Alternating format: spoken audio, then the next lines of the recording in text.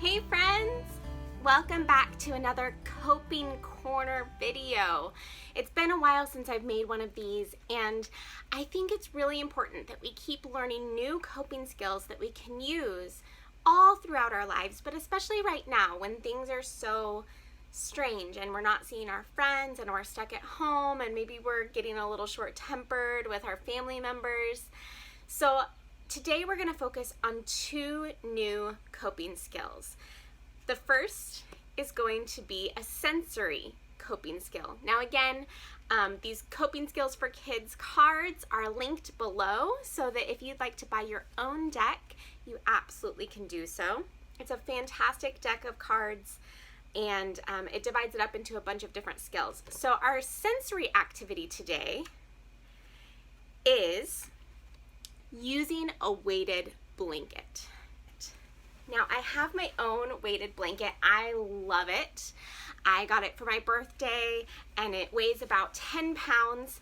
Now what this does when we use things like weighted blankets or weighted vests, it triggers our proprioceptive input. So proprioceptive input is deep in our muscles, deep in our joints. We have these neurological points and receptors that can help us feel more relaxed and more grounded. And so when we do something like put on a nice weighted blanket, it helps get triggered deep in our muscles and deep in our joints and can give us a sense of relaxation and peace. And so that's our first coping skill, is using a weighted blanket. And I like to use it, especially when it's cold, I like to use it, but even on warm days, I like to use it just for a couple of minutes while I do some breathing. If I'm feeling a little high anxiety, if I'm feeling angry, if I put this on and just breathe a few times.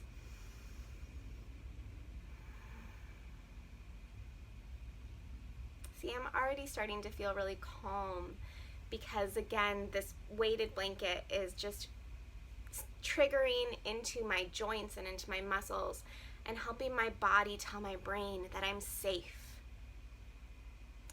All right, so that's our first coping skill of the day. Our second coping skill of the day is in the category of relaxation.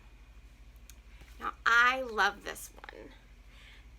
Our relaxation coping skill is tracing a pattern. Do you guys like to trace patterns?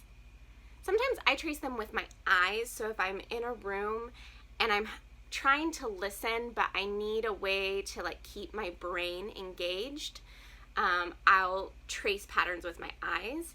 But to relax, you can trace a pattern with your finger or with your toes or with your whole hand, and it can be any kind of pattern. So here I have a pillow that has a pattern on it, and I can just take some time to very calmly trace the pattern. I can trace it generally, or I could trace every tiny little nook and cranny of the pattern. So any pattern will do, whether it's on a pillow, on your bedspread.